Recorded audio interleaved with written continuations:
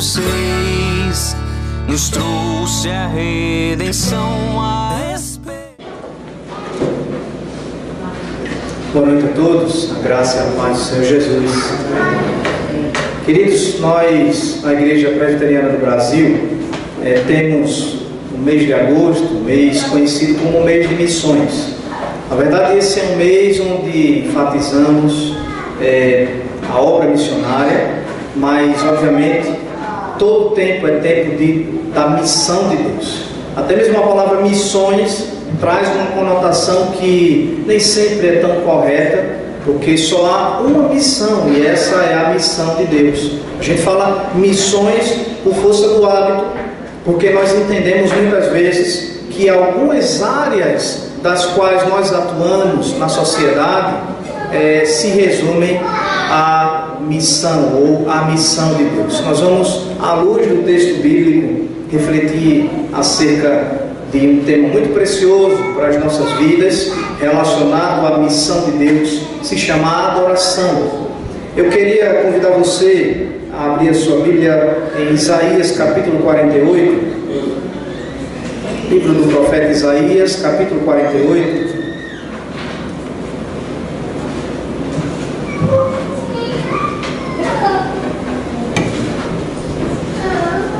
Nós vamos ler todo esse capítulo, 22 versículos.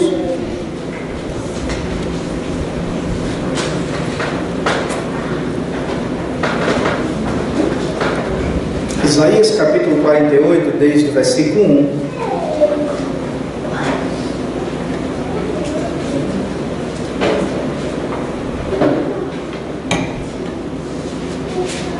Diz assim a palavra do Senhor: ouvi isto, casa de Jacó, que vos chamais pelo nome de Israel, e saístes da linhagem de Judá, que jurais pelo nome do Senhor e confessais o Deus de Israel, mas não em verdade, nem em justiça. Da santa cidade tomam um nome e se firmam sobre o Deus de Israel, cujo nome é Senhor dos Exércitos.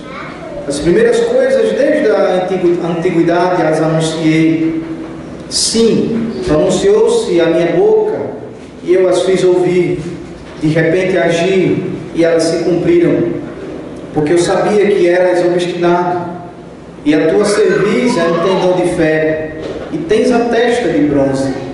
Por isso tu anunciei desde aquele tempo, e tu dei a conhecer antes que acontecesse, para que não dissesses: o meu ídolo fez estas coisas, ou a minha imagem de escultura e a fundição as ordenaram. Já o tens ouvido, olha para tudo isto, porventura não o admites? Desde agora te faço ouvir coisas novas e ocultas que não conhecias. Apareceram agora e não há muito, e antes deste dia delas não ouviste, para que não digas: eis que já o sabia. Tu nem as ouviste, nem as conheceste, nem tampouco antecipadamente se te abrir os ouvidos, porque eu sabia que procederias muito perfidamente, e era chamado de transgressor desde o ventre materno.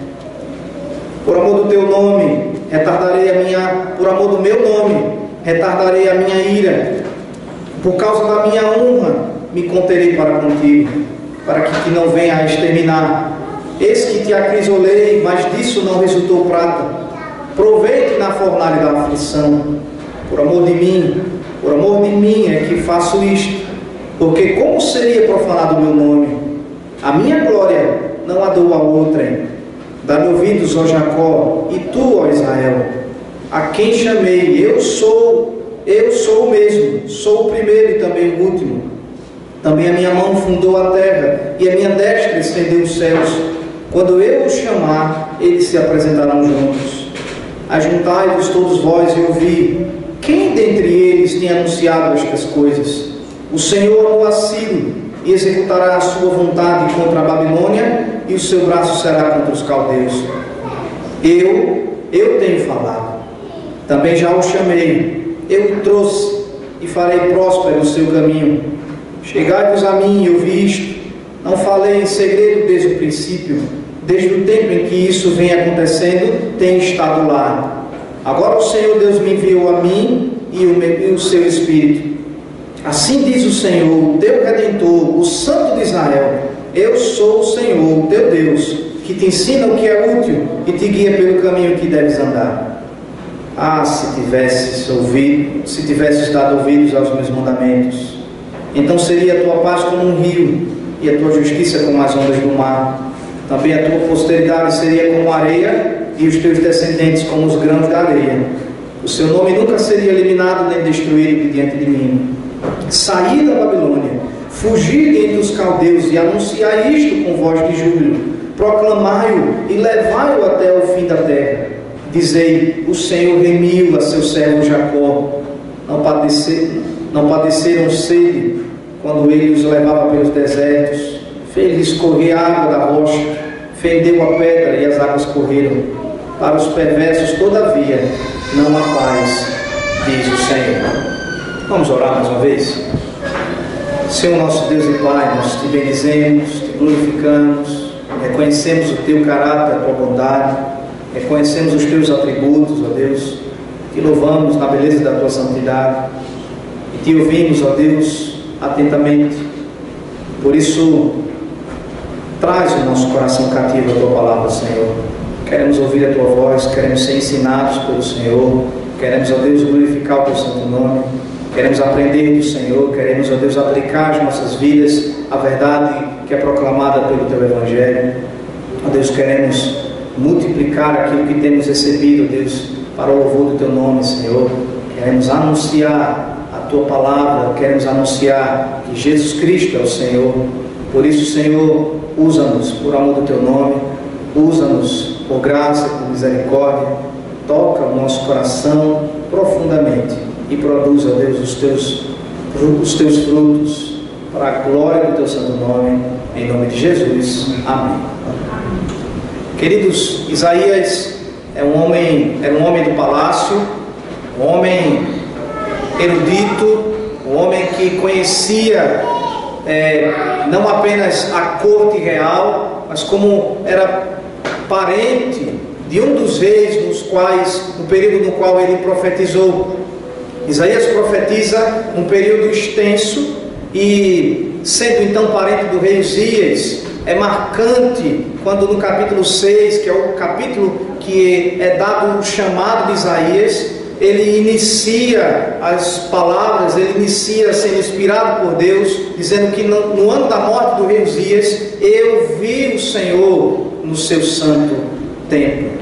E toda a descrição é dada, e então Isaías é chamado, e ele então passa a proclamar, a ouvir da parte do Senhor e trazer ao povo de Judá tudo aquilo que o próprio Deus havia lhe falado. Esse chamado é um chamado desafiador, porque o povo de Judá, e eu lembro os irmãos que Judá é o reino do sul, esse reino de Israel que era um grande reino, grande e vasto reino, mas que foi dividido por causa da cobiça, foi dividido por causa do coração dos reis, do coração pecaminoso. E então o reino do norte, que se localizava na sua capital Samaria, já havia sido destruído pela Assíria. E eu lembro também aos irmãos que, pelo menos em uma ocasião, a Assíria bateu a porta de Judá, de maneira que quase esse povo que ficava ali no reino do sul padeceu sobre a mão ali do Império Assírio. E eu lembro a vocês, o rei era Ezequias, e então o rei Senaqueribe, rei assírio, bateu em retirada pela mão poderosa do Senhor. Deus livrou esse povo, mas agora esse povo é confrontado com a realidade de que, ainda que a mão poderosa do Senhor tenha livrado esse povo, o povo de Deus, o povo insistia em se desviar dos caminhos do Senhor. Não é muito diferente dos nossos dias, não é muito diferente do nosso contexto, igreja do Senhor, e não apenas no Brasil, mas somos desafiados todos os dias a servir a um Deus, mesmo em face dos nossos pecados, mesmo em face da nossa ingratidão, da nossa incredulidade. Quem ou quantos de nós não já saímos do culto solene e nem mesmo chegamos em casa e já então parece que a gente já não não demos ouvidos ao que ouvimos na pregação, na exposição da palavra do Senhor. Quem de nós não já se apresentou diante do Senhor, não compreendendo o que significa a adoração? É triste perceber que, especialmente no Brasil, um país extremamente musical, e isso não é triste, isso é muito bom, mas é triste perceber que no nosso país o conceito de adoração termina se restringindo apenas à música. A adoração é algo muito mais profundo, é algo muito mais extensivo à nossa própria vida. Esse texto que lemos, a Israel ou Judá representando Israel, o povo de Deus, o povo da aliança, é repreendido porque a sua adoração estava equivocada. Se observarmos também a todo o contexto de Isaías, a linguagem é uma linguagem de certo modo severa para repreender, para corrigir, para alinhar o coração do povo de Deus. Queridos, desde o princípio, desde quando o homem se lançou para longe do Senhor, desde que o pecado adentrou no mundo, esse é o nosso maior problema, a adoração. A quem temos adorado? Olhe, não pense uma coisa, não esqueça que se você não adora a Deus, você irá adorar alguém. Pode ter certeza disso. Você adorará a si mesmo, você adorará as instituições, você adorará alguma outra pessoa, você adorará qualquer outra coisa, e isso certamente é idolatria. Esses termos pesados, essa linguagem tão indigesta, para que a gente possa acordar e entender da parte de Deus o que significa de fato a verdadeira adoração. No texto que lemos, na parte, desde o capítulo 40, Isaías, depois de repreender ainda mais severamente o povo de Deus, ele passa então a alternar essa repreensão, essa correção com oráculos de salvação. O que significa isso? São palavras, são expressões, são o próprio Deus falando pela boca do profeta, anunciando a esperança, anunciando que no Senhor há redenção, que no Senhor há uma luz no fim do túnel.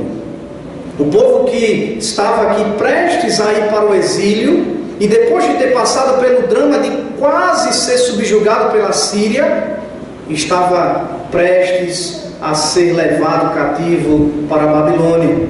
E é sobre isso, esse texto final do livro de Isaías, que ele então passa a tratar. Esses dois temas são temas que caminham em paralelo.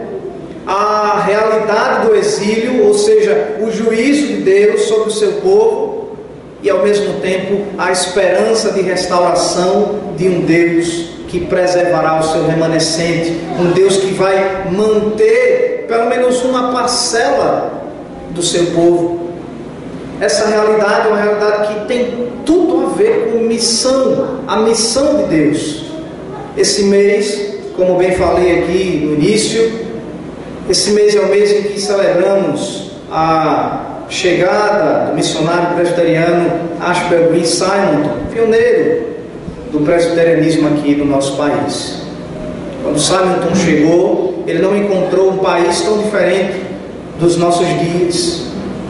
E eu vou explicar por quê. Talvez você se espante, porque muito se avançou, porque muitas coisas mudaram. A capital do país, ou na época era o Império, já não é mais a mesma. Muitas coisas mudaram, mas o que não mudou foi o coração do homem, que é desesperadamente corrupto, que é enganoso, que se aparta do Senhor com facilidade. O coração do homem, cujo maior problema, como falei, é a ausência da verdadeira adoração. O homem não busca a Deus. O pastor John Piper, no seu livro Alegrem-se os Povos, um livro baseado no Salmo 67, ele traz então um desafio, ele traz uma perspectiva muito interessante. E ele dizia então, num dos seus capítulos iniciais dessa obra, que o maior problema do homem é exatamente isso, essa adoração equivocada. E ele diz então que missão ou missões só ocorre, só existe porque o homem não adora Deus. E então nós temos o nosso coração reajustado, porque missões ou missão só existirá enquanto estivermos aqui. Porque missões não serão para todos sempre.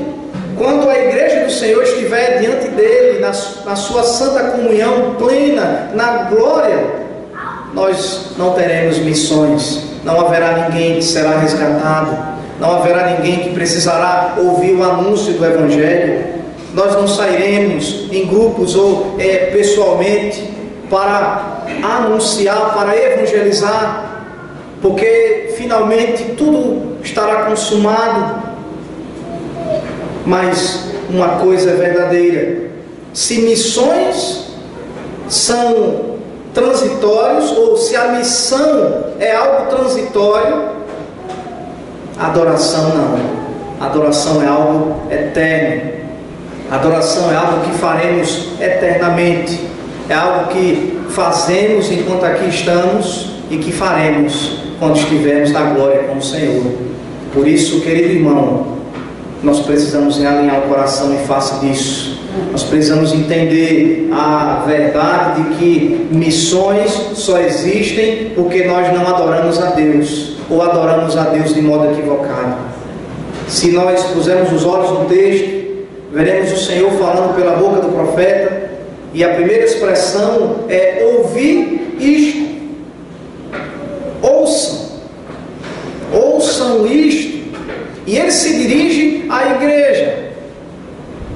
É interessante pensar que muitas e muitas vezes nós pensamos em missões apenas numa perspectiva muito pragmática. A gente pensa que já tem todo o conteúdo, a gente pensa que o Evangelho é um conteúdo programático, a gente pensa que o Evangelho é uma série de doutrinas que a gente vai acumulando, vai empilhando e a gente repassa adiante. A gente só faz então, desculpa a expressão, vomitar em cima das pessoas. E muito se fala acerca da urgência em anunciar esse Evangelho, e é claro que nós temos urgência em fazer isso, e eu quero que você entenda a urgência no sentido de prioridade, mas não entenda a urgência de anunciar o Senhor como sendo algo a ser feito de qualquer maneira, ou qualquer mensagem, ou de qualquer jeito, qualquer adoração. A palavra de Deus diz: ouvi isto, casa de Jacó, que vos chamais pelo nome de Israel, e saíste da linhagem de Judá, que jurais pelo nome do Senhor e confessais o Deus de Israel, mas não em verdade, nem em justiça. Queridos, que palavra dura! O Deus da aliança, o Senhor, Deus de Israel, identifica quem é esse povo, chama esse povo pelo nome, chama esse povo como seu. Deus da aliança falando ao seu povo, mas o Senhor denuncia que esse povo adora ao Senhor não da maneira correta, não com um coração íntegro, não em verdade nem em justiça. Esse povo que aguarda a redenção, esse povo que aguarda, e nesse contexto específico, aguarda a libertação desse jugo poderoso das nações ao redor de Israel. Esse povo que está esperando não apenas não entrar no exílio, mas em entrando nesse exílio, ser liberto. É um povo que precisa ser corrigido, tal qual nós somos. Tal qual nós somos. Deus então se dirige a esse povo. Eu queria meditar sobre essa perspectiva diante desse texto, pensando em pelo menos 3 coisas que a gente poderia pensar acerca desse tema. A primeira delas, olhando os versos de 1 a 9, pensar aqui a realidade de que o Senhor anuncia, e esse anúncio é poderoso. O Senhor se anuncia e esse anúncio é poderoso. Veja o que ele diz aqui nos versos seguintes. Da santa cidade, verso 2: tomam o nome e se firmam sobre o Deus de Israel, cujo nome é Senhor dos Exércitos. As primeiras coisas desde a antiguidade as anunciei. Sim, pronunciou-os a minha boca e eu as fiz ouvir. De repente agi e elas se cumpriram. Porque eu sabia que eras obstinado e a tua cerviz é um tendão de ferro e tens a testa de bronze. Esse verso de número 4 chama-nos a atenção para uma realidade que é tão nossa. Somos um povo obstinado, somos um povo de dura cerviz. Não é a primeira vez que Deus trata assim com Israel. E eu faço lembrar aos irmãos, pelo menos uma ocasião muito marcante na história do Antigo Testamento, quando em Êxodo capítulo 32, o povo que havia sido liberto do jugo do Egito e estava então aguardando as diretrizes do Senhor por meio de Moisés, esse povo então lança a mão de cultuar um bezerro de ouro. Arão então faz o povo juntar os brincos, as pulseiras, os utensílios de ouro, e fazendo então um bezerro de ouro, eles adoram, dizendo que Moisés estava demorando muito e que esse bezerro de ouro iria adiante do povo. Que infelicidade! Naquela ocasião, Deus trata com o povo, dizendo que esse povo é um povo de dura cerviz. Eu não sei se você sabe o que é uma cerviz, mas é o pescoço do boi. É aquela parte tão saborosa onde tem o cupim, aquela carne gordurosa, que muitos não podem nem chegar perto por causa do colesterol. Mas é a parte que maneja a cabeça do boi, é o que direciona, é o que é lançado ali o cabresto, e onde se usar o animal como um animal de tração, você pode então controlar. E esse povo é manifesto, esse povo é descrito por Deus como sendo um povo de dura cerviz, povo que é difícil de manejar. Esse anúncio, ele se inicia com a constatação da queda. É assim que o Evangelho, ele se apresenta para nós. O Evangelho, o anúncio do Evangelho não pode começar, queridos, senão por outro ponto inicial, se não for tocando e expondo a nossa miséria. E esse Evangelho é extremamente indigesto, porque o mundo não quer ouvir isso. Não apenas nesse período, mas o nosso também.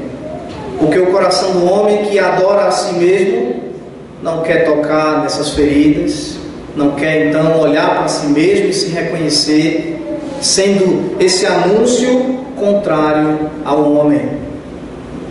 Há um tempo eu citei, não lembro agora se foi num culto de doutrina ou se foi no culto solene, domingo, mas muitos vieram uma fé reformada depois de ouvirem um sermão muito conhecido na internet chamado Pregação Chocante, do pastor Paul Washer. E por que essa pregação ficou tão conhecida? E por que ganhou esse título de pregação chocante se o Evangelho é tão claro? Essa pregação é chocante porque o homem deseja no seu íntimo ser massageado, ser alisado, ser acarinhado, quando na verdade a palavra de Deus, a realidade do Evangelho nos aponta para um Deus que está irado contra o pecado e um povo que está debaixo da condenação do pecado. Que difícil ouvir isso. Assim como também era difícil para o povo de Israel, o povo de Judá, o povo que se gabava de ser da linhagem de Judá, o povo da linhagem de Davi, ouvir atentamente, como foi dito aqui desde o início, ouvir atentamente que é um povo de dura cerviz, um povo que não obedece, um povo que vai na contramão do Senhor e dos seus mandamentos, um povo que é tido como, descrito como tendo testa de bronze, ou seja, cabeça dura, difícil de manejar, difícil de ser convencido, de ser tratado. Assim era o povo de Judá, que é denunciado aqui por boca do profeta Isaías. Tamanho era o pecado de Judá que Isaías dizia então que o povo havia dado as costas para o Senhor. E na linguagem dos profetas, Deus então diz que o boi conhece o seu dono e o jumento conhece o seu possuidor, mas o meu povo, diz o Senhor, não me conhece a mim. O meu povo, diz o Senhor, não me conhece a mim. Povo que já havia visto as maravilhas do Senhor, povo que já havia visto a manifestação da graça, da misericórdia e do poder do Senhor, mas que agora com seus atos e principalmente com o seu culto, com a sua adoração, rejeitava ao Deus de Israel. Porque eu sabia que eras obstinado. O anúncio do Evangelho então começa com a dura realidade de que somos desesperadamente corruptos. Caímos, irmãos. Temos os pés de barro. Carecemos da glória de Deus. Carecemos da verdadeira adoração. Carecemos de conhecer verdadeiramente o Senhor e de alicerçar a nossa vida. Não apenas a nossa música, não apenas a nossa cultura, mas toda a nossa existência em adoração ao Senhor.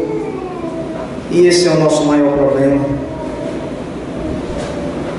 Verso 5. Por isso tu anunciei desde aquele tempo, e tu dei a conhecer antes que acontecesse, para que não dissesses: o meu ídolo fez estas coisas, ou a minha imagem de escultura e a fundição nas ordenaram. Isaías localiza bem e antecipa o tipo de resposta que o povo de Deus costumava dar. Irmãos, veja bem, Isaías não está se referindo a povos estranhos. Isaías não está se referindo aqui às nações ao redor de Israel, mas está se referindo ao povo eleito de Deus. Como assim? O povo eleito de Deus dizendo: foram os meus ídolos que fizeram, que aconteceram, que trouxeram, que se manifestaram.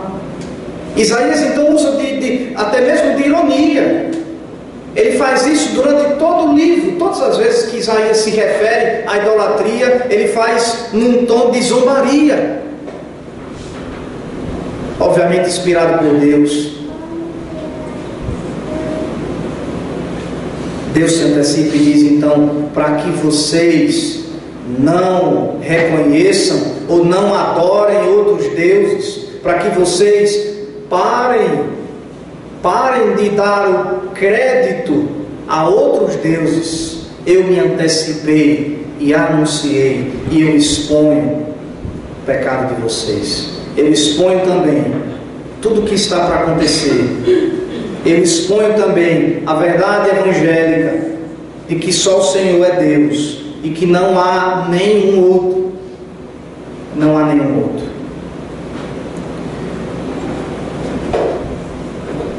Já os tens ouvido. Olha para tudo isto. Porventura não o admites? Desde agora te faço ouvir coisas novas e ocultas que não conhecias. Apareceram agora e não há muito. E antes deste dia delas não ouviste, para que não digas: eis que já o sabia. Tu nem as ouviste, nem as conheceste, nem tampouco antecipadamente se te abriram os ouvidos, porque eu sabia que procederias muito perfidamente e eras chamado de transgressor desde o ventre materno. Pecado é algo que nasce conosco. Nós já nascemos em pecado.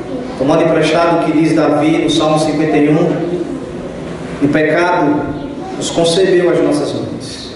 Nós já nascemos nós já nascemos pecadores. De maneira que não há nenhuma novidade nisso, mas costumeiramente nos esquecemos. E como é importante, queridos irmãos, pensarmos que esse é o ponto de partida, para que a gente não incorra num erro muito comum, num anúncio do Evangelho, que é pensar que nós estamos num patamar acima, somos melhores, somos mais especiais do que quem quer que seja. E então, do alto da nossa torre de marfim, a gente anuncia o Evangelho para os pobres coitados, para aqueles que estão condenados. Não é assim, não quis assim o Senhor. A Escritura diz que os anjos desejam ou desejaram anunciar o Evangelho, mas eles não fazem isso. Não foi ordenado pelo Senhor que eles fizessem isso, mas o Senhor escolheu pecadores como eu e como vocês para fazer o anúncio do Evangelho, para anunciar a palavra de reconciliação, para trazer a palavra que dói, mas que ao mesmo tempo que sara, para apontar o pecado, mas ao mesmo tempo para apontar a esperança da redenção, para manifestar a graça, mas ao mesmo tempo para trazer a correção necessária, para ajustar a verdadeira adoração, para que assim a gente possa cumprir o propósito eterno, que é glorificar a Deus e desfrutar dele eternamente. O maior propósito da igreja não é evangelizar, não é fazer missão, mas é glorificar a Deus, mas é fazê-lo de modo intenso, de modo vívido, fazê-lo como estilo de vida.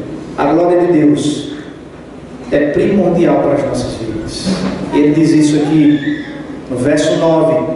Veja bem, veja como vai de encontro a muitos dos anúncios do Evangelho que temos ouvido por aí.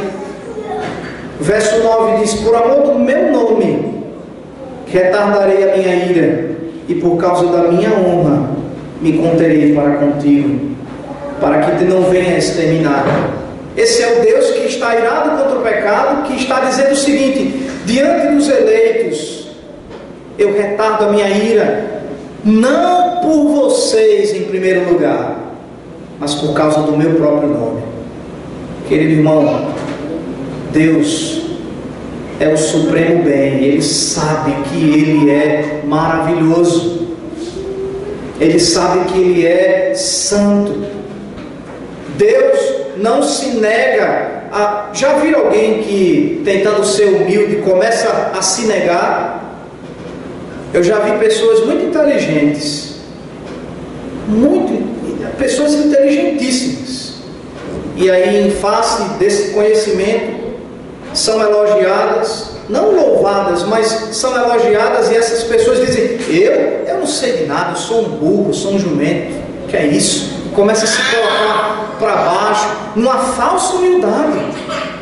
Irmãos, Deus não faz isso. Deus não faz isso. Ele sabe que sua glória é maravilhosa, e Ele, por causa do seu nome, Ele zela, Ele é o maior zeloso pelo seu próprio nome. Por causa do meu nome, diz o Senhor, Ele então retarda a sua ira para com o seu povo. A mão de Deus retarda no seu juízo, não porque nós somos bonzinhos, não porque nós somos mais especiais, não porque você é um diferentão, mas porque o Senhor zela pelo seu próprio nome. Ele zela pela sua santidade, Ele zela pela sua glória. O verso 10. Nós iniciamos então o Senhor falando aqui: eis que te acrisolei, mas disso não resultou prata, proveite na fornalha da aflição. O Senhor está dizendo, e aqui uma linguagem paralela àquilo que Isaías havia denunciado. Lembra que Isaías falou dos ídolos? Lembra que Isaías falou dos ídolos de fundição? Agora Isaías está pegando emprestado esses termos e está dizendo que o Senhor pegou o seu povo e acrisolou esse povo, ou seja, submeteu esse povo a um processo de temperatura altíssima que o metal é submetido para que as impurezas soltem e sobre apenas o metal puro. Mas o Senhor está denunciando, dizendo que eis que te acrisolei e disso não resultou prata. O Senhor então fez o seu povo passar pela fornalha da aflição, mas o seu povo não aprendeu. O seu povo não aprendeu. Mais uma vez, ele se volta e aponta para si mesmo: por amor de mim, verso 11, é que faço isto, porque como seria profanado o meu nome? A minha glória não a dou a outrem.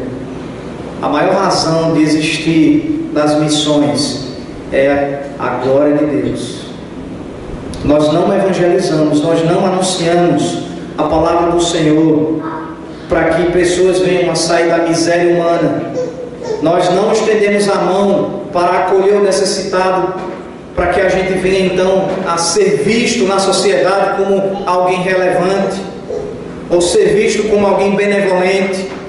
Mas nós fazemos o que fazemos por causa do nome do Senhor. Nós fazemos o que fazemos para a glória de Deus. É assim que deve ser. Nós não fazemos para acumular pontos. Nós não fazemos para limpar ou para trazer qualquer tipo de redenção particular. Querido, entenda, é por essa razão que a mensagem do Evangelho inicia-se dizendo que você não é nada, eu e você não somos nada, para que a gente entenda que a gente não tem nada a acrescentar a esse Deus que é glorioso, a esse Deus que é maravilhoso. Pelo contrário, Ele é quem nos faz sermos povo.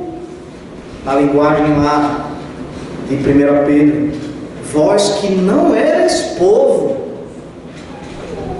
vocês que não eram nada de ninguém, agora são chamados o povo de Deus, povo de propriedade exclusiva de Deus, a fim de proclamar as virtudes daquele que vos chamou das trevas para a sua maravilhosa luz.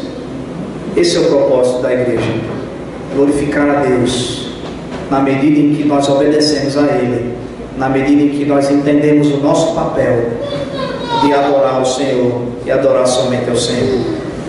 Esse povo que é o povo de Deus, que somos nós, igreja do Senhor, Israel de Deus hoje, nós não podemos negligenciar esse fato, queridos irmãos. Não podemos simplesmente fechar os olhos e terceirizarmos a missão, porque a adoração não é algo que ninguém pode fazer por outrem.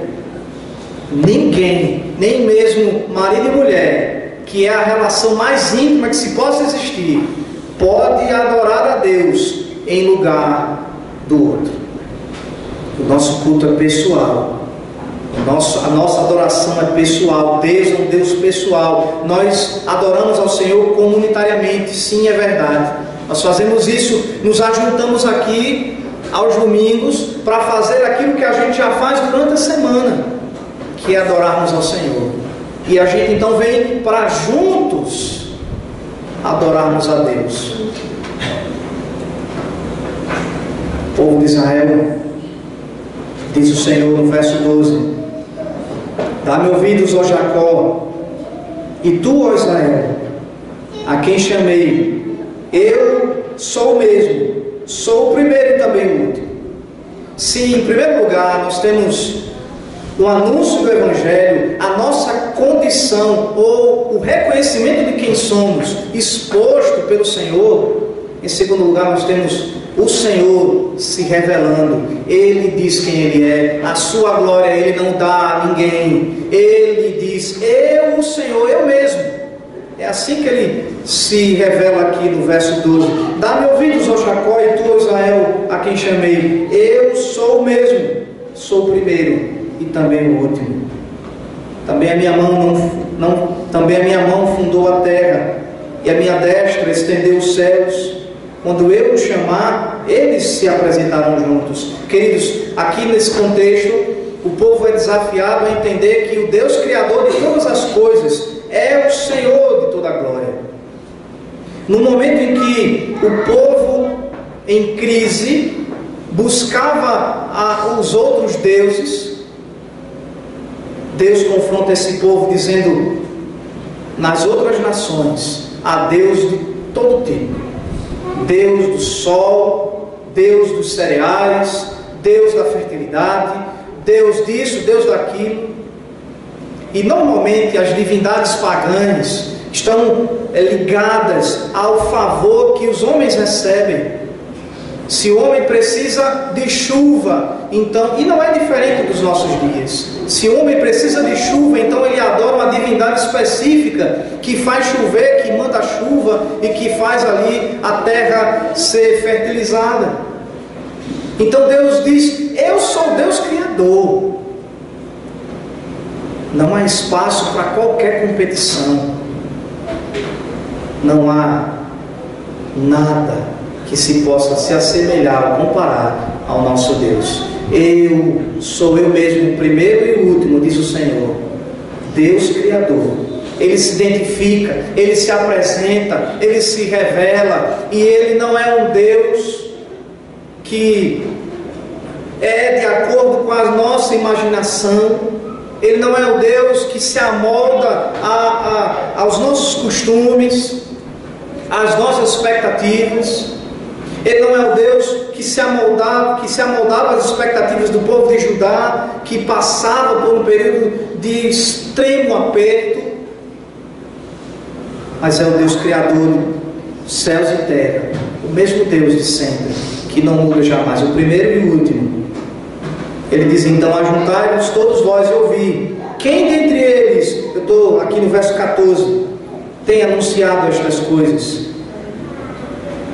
O Senhor amou a Ciro e executará a sua vontade contra a Babilônia, e o seu braço será contra os caldeus. Aqui o profeta já anuncia, já prenuncia eventos que ocorrerão há muito tempo à frente. Muito tempo à frente.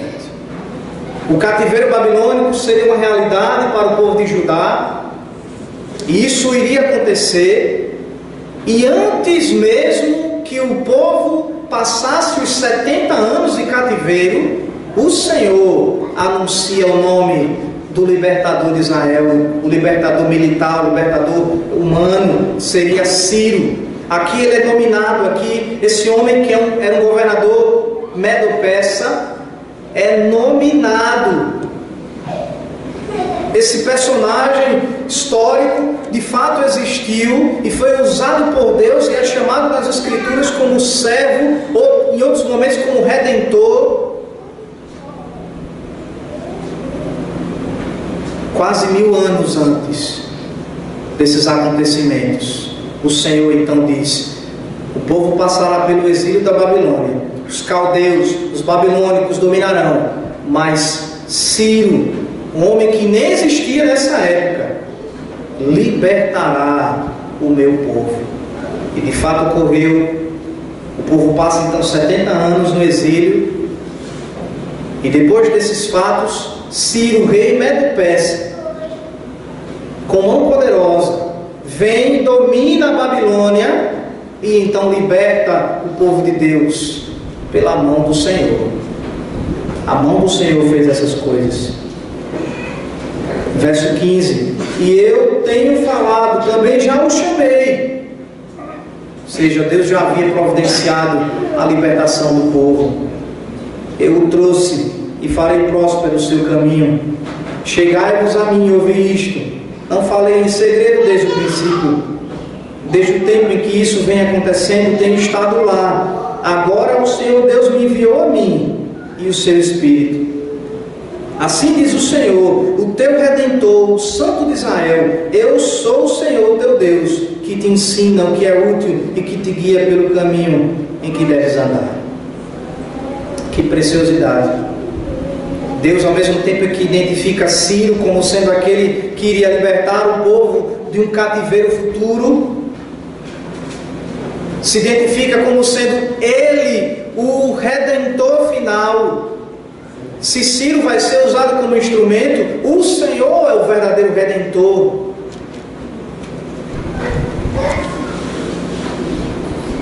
Na história da redenção, esse homem foi muito importante. Mas mais do que ele, muito mais do que ele, o Senhor Jesus é o nosso Redentor. Desde agora, desde o capítulo 40, Isaías vem anunciando paulatinamente que o Senhor virá, o Messias prometido virá para redimir esse povo. Israel pensava a princípio que essa redenção seria apenas uma redenção militar, que vinha apenas pela mão de um governante chamado Ciro. E esses fatos ocorreram, mas o que aguardava Israel era algo muito melhor.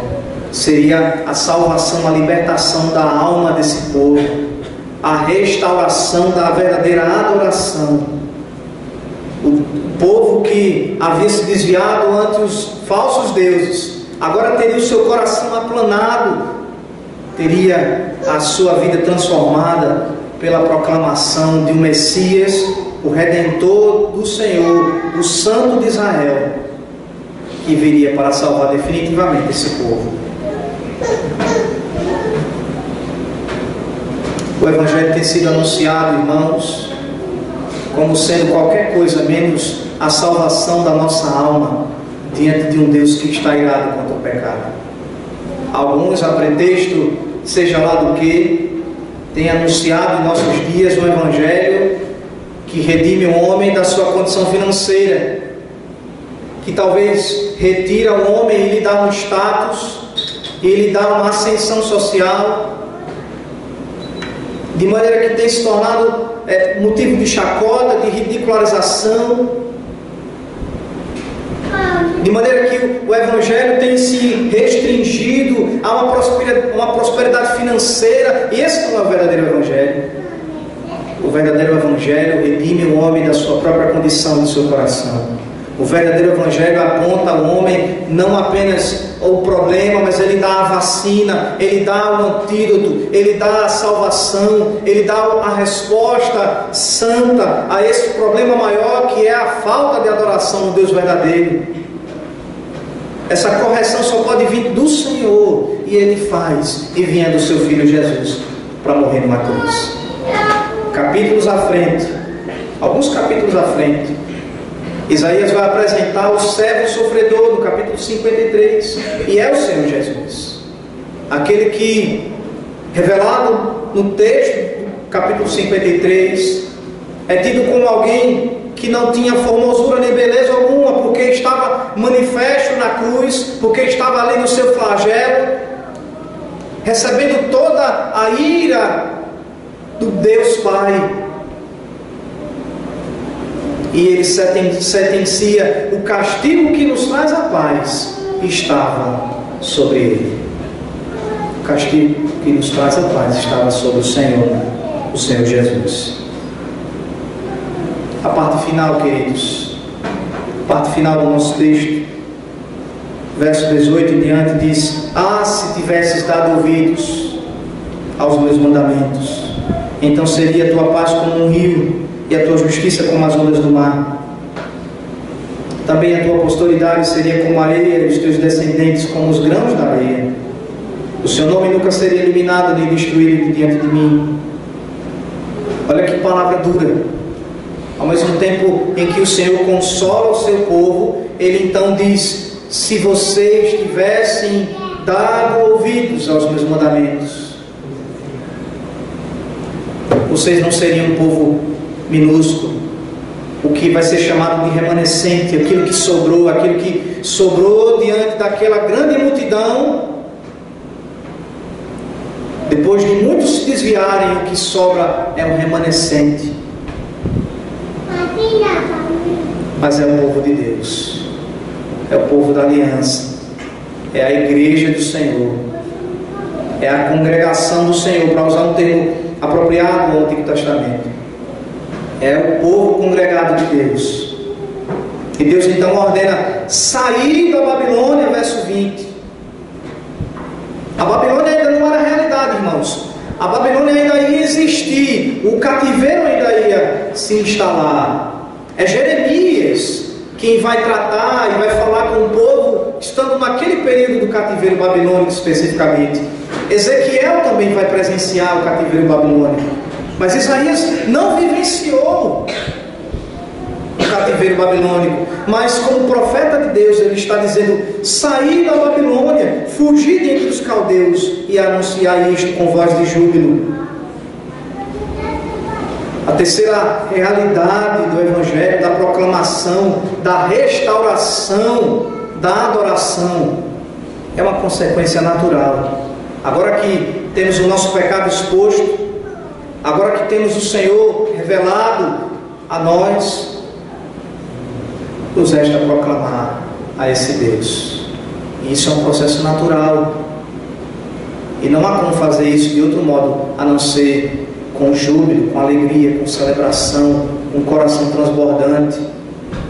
Imagine você passar por 70 anos de cativeiro. Gerações passaram por ali, nasceram ali, na Babilônia. Mas agora é chegado o tempo profético. Isaías está apontando para o futuro, está apontando para a frente. Agora é chegado o tempo de sair da Babilônia, e essa saída da Babilônia é mais do que uma saída física. Sair da Babilônia significava deixar também a Babilônia, tirar a Babilônia do coração. Quantos foram convertidos pelo Senhor, foram restaurados por Deus, mas ainda permanecem na escravidão do pecado? Permanecem contumazes em práticas que não apontam para a glória de Deus, que não tem nada a ver com a adoração verdadeira ao Senhor. Quantos de nós, a linguagem do capítulo 58 de Isaías, temos investido mais nos nossos próprios interesses e temos abandonado o sábado do Senhor? No Antigo Testamento, o sábado era o Shabá, cerimônia. O nosso descanso, o nosso sábado é o domingo, o dia do Senhor. Quantos de nós temos abandonado o dia do Senhor por tão pouco? Quantos de nós temos abandonado o lugar onde somos corrigidos na nossa adoração por tão pouco, por causa dos nossos próprios interesses? Como anunciar o Evangelho, como pregar a missão de Deus, se nós não temos vivido, experimentado, usufruído da verdadeira adoração? Mas o contrário também acontece. Quando a gente usufrui, quando a gente vive, quando a gente busca o Senhor, quando a gente investe a nossa vida na verdadeira adoração, o resultado natural é uma proclamação jubilosa, é uma proclamação que transborda, que vem naturalmente da nossa vida. Proclamar, o verso 20 diz: levai-o até o fim da terra, dizei: o Senhor remiu o seu servo Jacó. Aqui, naturalmente, é o resultado de dizer: olha quem eu era e olha quem eu sou, um adorador do Senhor. Fui convertido de alguém que tinha a condenação sobre os meus ombros, para alguém que alegremente pode viver em paz diante desse Deus amoroso, desse Deus misericordioso. Levai até o fim da terra. O Senhor Jesus, Atos 1:8, prestes a subir aos céus, se volta para os seus discípulos, para os apóstolos seus, e diz assim: mas recebereis poder ao descer sobre vós o Espírito Santo, e ser-me-eis minhas testemunhas em Jerusalém, em Judeia, Samaria e os confins da terra. O problema, queridos, é que nós queremos rapidamente proclamar esse Evangelho que temos ouvido, mas a gente se esquece das etapas que nós precisamos cumprir, e a etapa primordial é adorar o Senhor verdadeiramente. adorar o Senhor verdadeiramente? Como ser testemunha de algo que você não vive? Como proclamar que o Senhor remiu ao seu servo Jacó? Como proclamar o que Deus não fez na tua vida? Como apontar para uma obra que as pessoas não podem vivenciar, não podem ver, na verdade? Como anunciar a missão de Deus se o meu coração ainda é um campo missionário e eu ainda necessito conhecer a Deus? Eu ainda necessito ter o meu coração restaurado à verdadeira adoração. A vida daqueles que foram restaurados pelo Senhor está descrita aqui no verso 21. Não padeceram sede quando Ele os levavam pelos desertos. Fez-lhes correr água da rocha. Fendeu a pedra e as águas correram. Aqui o Senhor faz lembrar ao povo de Israel acontecimentos longínquos. Faz lembrar o Êxodo, quando o povo, caminhando no deserto, tinha uma coluna de fogo à noite para aquentar o povo e para afugentar os animais do deserto, e tinha uma coluna de nuvem para proteger o povo do sol causticante. O povo também tinha água no deserto. O povo viu água sair da rocha. Ou seja, o Senhor está dizendo: eu sou a provisão para o meu povo. Esse povo pode confiar em mim. O povo da aliança pode e deve confiar no Senhor. O povo foi redimido pelo Senhor, e essas obras apontam para a glória de Deus. Como não adorar esse Deus? Como não prestar culto a esse Deus? Quando o Senhor chamou a Moisés, Ele deu a missão de libertar o povo do Egito.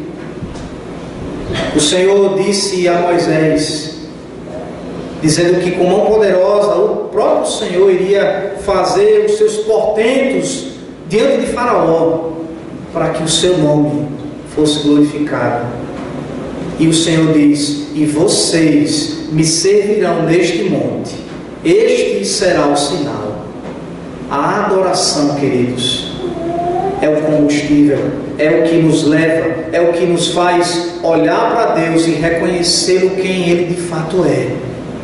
E quando a gente faz isso, a gente se quebra, como Isaías fez no capítulo 6. Ai de mim, porque sou homem de lábios impuros e habito no meio de um povo de impuros lábios. Ai de mim. O Senhor termina essas palavras dizendo: para os perversos, verso 22, o verso final, todavia não há paz, diz o Senhor. A semelhança do Salmo 1, quando compara o homem justo e o ímpio, o homem que teme ao Senhor e aquele que anda de acordo com os ensinos desse mundo, e então aponta o destino deles.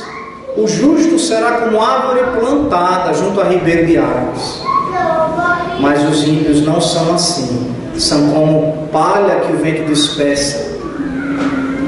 O Senhor conhece o caminho dos justos, mas o caminho dos ímpios perecerá. Essa é a realidade do Evangelho. Nós não devemos anunciar o Evangelho para amedrontar as pessoas. Nós não devemos oferecer a elas um passaporte para o céu, no sentido de que quem quer ir para o céu, todo mundo quer ir. Todo mundo quer ir. É por isso que os apelos, eles apelam contra as Escrituras Sagradas. É por isso que os apelos, eles tocam mais no emocional do que trazer a nossa mente cativa do verdadeiro Evangelho. É por isso que nós precisamos entender de uma vez por todas que o que necessitamos é ter o nosso coração corrigido para uma verdadeira adoração. E que missões não podem ter um fim em si mesmo. Missões não podem mover a igreja. mas missões é o canal para que a gente tenha a adoração restaurada. A missão de Deus foi ter enviado o seu Filho Jesus para morrer numa cruz, no nosso lugar. O Redentor de Israel, o Redentor da igreja, já fez a sua obra. E o que nós temos feito? E o que nós temos feito? Precisamos, como igreja do Senhor, repensar a nossa vida. Precisamos, como igreja do Senhor, mais do que pensarmos e elaborarmos programas de evangelização, e nós necessitamos disso. Eu quero enfatizar isso. Nós precisamos evangelizar, mas mais do que isso, nós precisamos evangelizar de modo correto. Nós precisamos dizer para as pessoas que elas carecem de Jesus. Carecem de Jesus não porque lhes falta algo, e aí as pessoas dizem: ah, mas não lhe falta nada. Sou feliz, tenho condição financeira boa, tenho uma família que eu amo. Como você vai anunciar o Evangelho para quem tem vivido essa realidade? A gente precisa anunciar o Evangelho fazendo as pessoas entenderem. E é óbvio que só o Espírito Santo é capaz de efetivar isso. Mas fazendo as pessoas entenderem que nós carecemos do Senhor, não porque nos falta algo, mas porque nos falta tudo. Tudo. Sem o Senhor, nos falta tudo. Que Deus nos abençoe, que Ele nos faça igreja não apenas consciente dessas verdades, mas que Ele nos faça igreja que é desafiada a ter o coração moldado pela verdadeira adoração, a ter um coração moldado pela verdadeira urgência na evangelização, a ter um coração moldado à realidade de que Deus não precisa de nós, mas Ele nos quer. Que o Senhor nos abençoe.